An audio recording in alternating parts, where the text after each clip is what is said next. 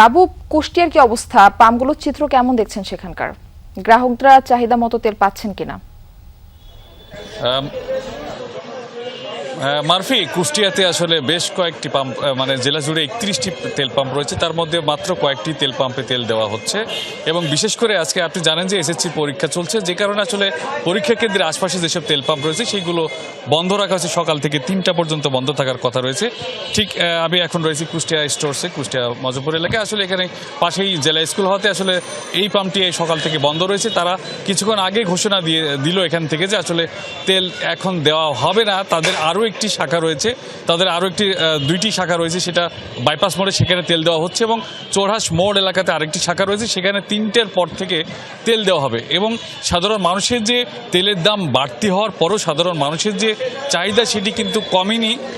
তারা এখনও কিন্তু লাইন দেখা যাচ্ছে, তবে কিছুটা কমেছে, অর্থাৎ কিছুটা লাইনের সংখ্যা কমছে। এবং চাহিদা অনুযায়ী তেল পাওয়ার কারণে, অর্থাৎ যারা আগে 200 টাকা 300 টাকার করে তেল দেওয়া হচ্ছিল, এখন 500 থেকে 1000 টাকা পর্যন্ত তেল দেওয়া হচ্ছে। বা চাহিদা অনুযায়ী তেল পাওয়ার কারণে অনেকটা সাধারণ মানুষের যে দুর্ভোগ সেটি কমেছে, অর্থাৎ তাদের বারবার তেল নিতে আসতে হচ্ছে না।